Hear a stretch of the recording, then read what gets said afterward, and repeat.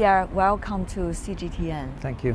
A lot of things going on around the world. The Sudan crisis is one of those. We understand there's a lack of medical supplies, and also the number of casualties for civilians have been increasing.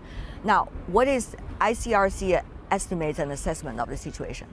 First, it's a dramatic escalation of events, and the first thought that comes to mind is the anxiety, fear, and security risks that the civilian population faces in the capital Khartoum, but also in other cities. And when you think of fighting taking place in such a heavily urbanized environment, it means really very difficult for civilians to be safe. And so the first call is on the parties to exercise restraint. And as you pointed out, the other issue of great concern is the possibility to evacuate civilians who have been injured to hospitals, but also to make sure that these hospitals are supplied.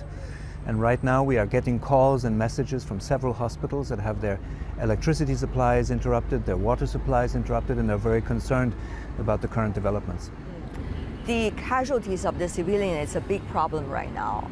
As long as we know it is taking place, the conflict, in many of the urban areas, so it's almost impossible for the civilians to leave immediately. Usually, under similar circumstances, what would be the advice and suggestions for ICRC? So the thing that you have mentioned is very important, because right now we're getting reports, of course, of people not only injured, but also people who have been killed by the fighting, whose bodies lie in the streets and it's impossible to evacuate them. So this is why the ICRC has also called for a cessation of hostilities to enable these evacuations to take place, both of injured, of the dead bodies, and of civilians who would like to leave the areas most at risk. And these are calls that we will continue to reiterate, whilst of course in the meantime trying to supply the hospitals and have access to the city in a safe way. What could be the best way to supply in a safe way, quote unquote?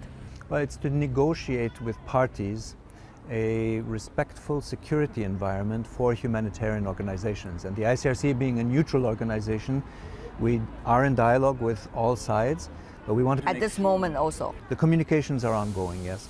But what we want is just a respect for our neutral humanitarian operations to be able to deliver much needed aid, in particular to hospitals, but not only, of course, also to have food convoys reach the city and others. And this is a negotiation that's underway. And we understand that international organizations such as those of the United Nations, of course ICRC is also somewhat related to it, have been calling on different parties to do so, and they have been trying to provide as much possible the aid as they could at this moment, but still with difficulties. Meanwhile, members of the international organizations have also been killed in this case. So how severe a situation are we talking about this time, this crisis, compared to some of the others? You know, when conflict breaks out, there's always a breakdown of law and order.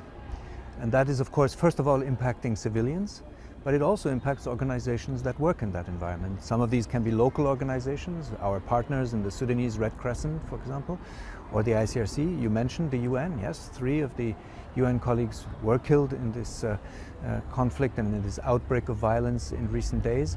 And that is, of course, a very serious matter, because if humanitarian organizations feel that they cannot operate with a certain degree of predictability, respect, and safety, then everything becomes far more dangerous. And I think what people need to understand is this is exactly what happens when fighting breaks out. It becomes very delicate and dangerous to operate in these environments, and one should never take for granted that humanitarian organizations are just able to solve everything overnight, because it does take patient negotiations in the middle of an environment that has become very hostile, very dangerous, and that needs to be really taken into account. When you say you are in talks with all parties, who are these parties? Can you give us some hints as to the nature of these parties? Well, right now, and that's the practice that the ICRC has in every conflict, is the way we were mandated to work is that we do communicate with all parties, meaning in some cases you will have the official governmental armed forces, in other cases you may have opposition groups.